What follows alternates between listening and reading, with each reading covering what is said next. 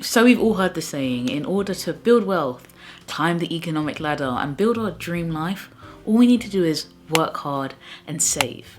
But the reality is, it wasn't until I moved away from this thinking and from a mindset that encouraged hoarding that I actually saw my finances change completely. When we really think about money, it comes down to kind of income and expenses.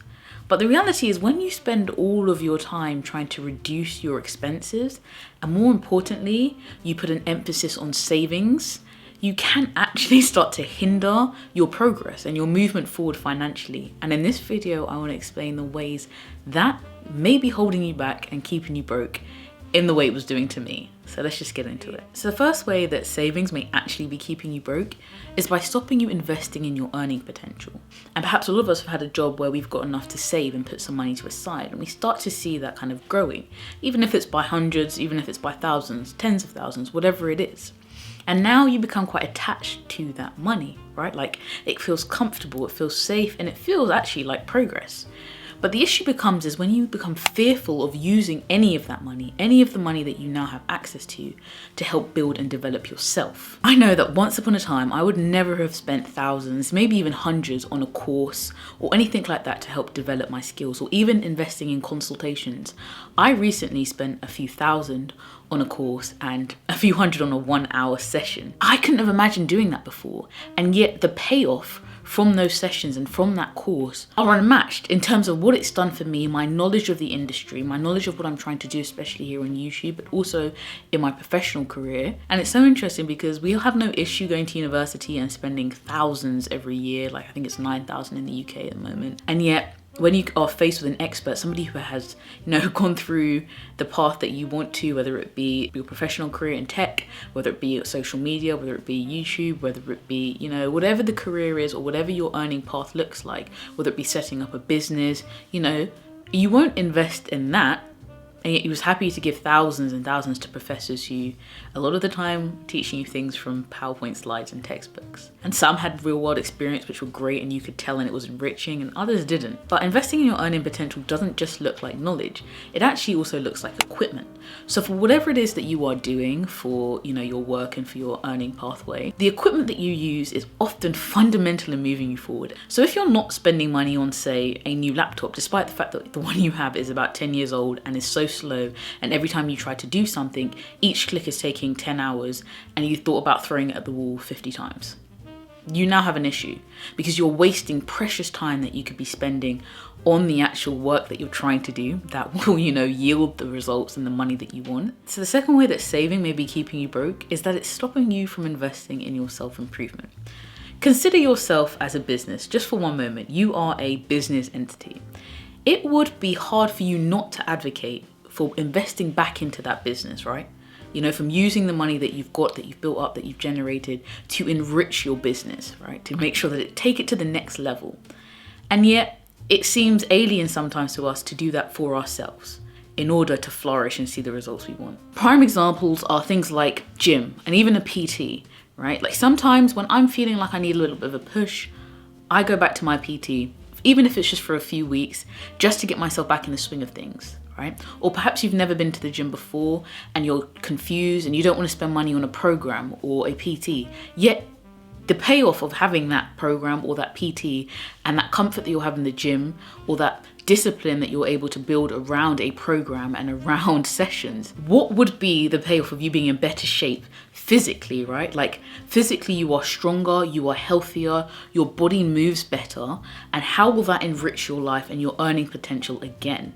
Right? So this is kind of an indirect way that improving oneself and investing in oneself can have financial payoff. A similar case can be made for nutrition, right? And if you are struggling with food and you tend to be feeling lethargic and all of these things, how do you know that it isn't linked to your diet? If you haven't explored those things and, perhaps spent some time with a nutritionist to consider ways that you can enrich your food and what you're consuming. And whilst those things are obviously health related, and I have dabbled in some of those, it's also social events and creative pursuits that, enrich you in different ways, and even the way that you think about things.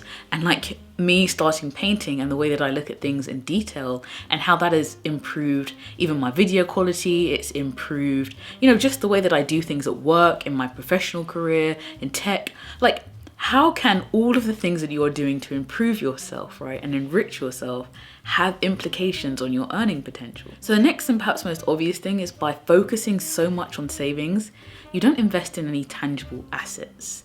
Now, again, once upon a time, I would be quite scared to start investing, right? Like the thought of investing was so ambiguous and scary to me that I was like, I'm not doing it. I'd much rather keep my money here. And yet the moment that I took that kind of leap, and with, the right information, I'm not suggesting that you just go in and start investing in anything, I saw payoffs. And I am so glad that I did it. I am so glad that I did it. And even as recently as the other day, right, like the price of some cryptocurrencies went down a lot, right? There was quite a big dip. And the price of Ethereum went below, I think it was about £800, something like that. And for one moment, I almost didn't take money out of my savings, like the surplus that I had, excluding emergency funds, which we'll talk about later, to purchase that Ethereum. I am so glad that I did it. Already I'm seeing the payoff. Now cryptocurrencies, think what you may of them. It doesn't have to be that. I'm just using it as an example of one of the things I've invested in. And in all honesty, I'm so glad I did it, because if I had fallen back into that mindset of, being fearful to take my money out of the bank, which is, I don't even know what the interest rate is at this point. It doesn't even bear thinking about. There's no point. To try my hand at some of these investments safely, or as safe as possible, then I wouldn't have seen the progress in my finances that I have. My only regret is not buying more, actually. And perhaps the final way that saving is keeping you broke is it's stopping you from doing things that make life enjoyable, right? That even make hard work or work in general more enjoyable. Like, cool, you've saved £3 perhaps by not getting yourself a chai or a coffee from, Costa or Starbucks.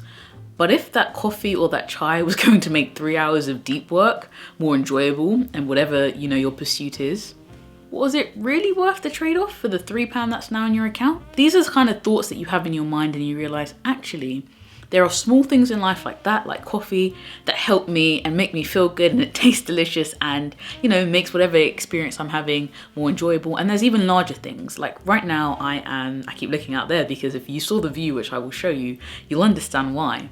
And I've taken some time to travel, and those experiences enrich me so much. They motivate me as well. Like, seeing these things and being able to spend on these things and have these experiences only makes me want to keep getting better and putting myself in a better position, right? And I'm not saying that you have to fork out loads of things to do this, but experiences are so enriching, and I always go on about them because of this. But if you are scared to spend money on it because you are consumed again with savings, but yes, there's balance to be found. Like, we could all just save intensely on every penny we've ever made until we turn 60 and then start living life.